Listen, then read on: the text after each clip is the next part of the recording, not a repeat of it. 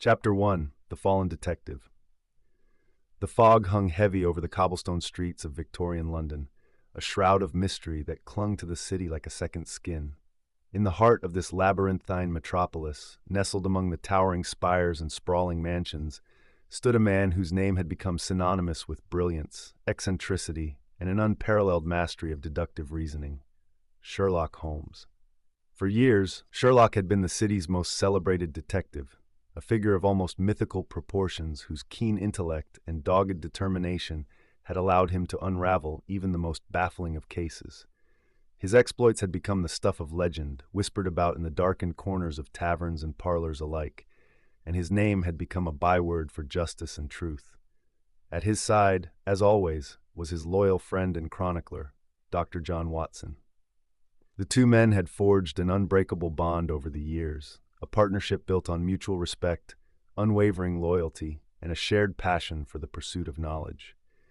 Together they had faced countless dangers and emerged triumphant, their friendship a beacon of light in a world too often shrouded in darkness. But on this particular night, as the fog swirled and eddied through the narrow streets, a sense of unease hung heavy in the air.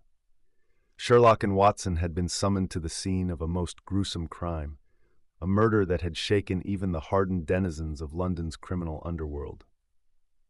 The victim was a prominent nobleman, a man of wealth and influence whose body had been discovered in a dark, fetid alleyway, his throat slashed and his eyes wide with terror.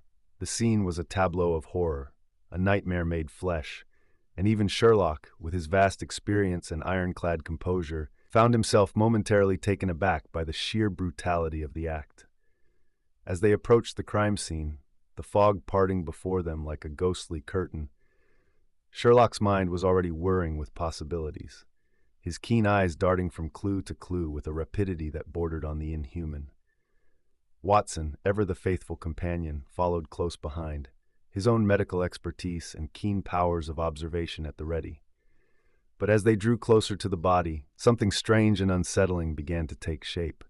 The evidence, at first glance so damning, seemed to point in an impossible direction, a direction that threatened to shatter the very foundations of Sherlock's world.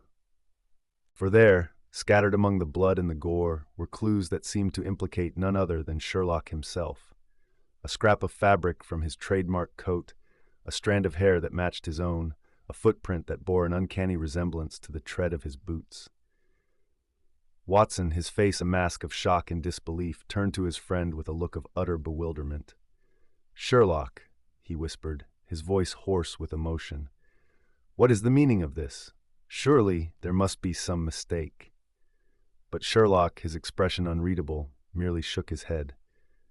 "I don't know, Watson," he murmured, his voice barely audible above the distant tolling of a church bell. "I truly do not know." As the first rays of dawn began to pierce the fog, casting an eerie, pallid light over the scene, Sherlock and Watson stood in silence, the weight of the impossible bearing down upon them. For the first time in his illustrious career, the great detective found himself at a loss, his brilliant mind unable to make sense of the evidence before him. Little did they know, as they stood there in the gathering light, that this was only the beginning of a mystery that would test the very limits of their friendship, a mystery that would force them to confront the darkest corners of the human soul and the fragility of even the most unassailable of truths. For Sherlock Holmes, the man who had built his life and his legend on the unshakable foundation of logic and reason, was about to embark on the most perilous journey of his career, a journey that would lead him to the very brink of madness and beyond, a journey from which he might never return. As the sun rose over the city, casting its pale, watery light over the grim tableau of death and deception, the game was afoot once more. But this time, the stakes were higher than ever before, and the outcome was far from certain.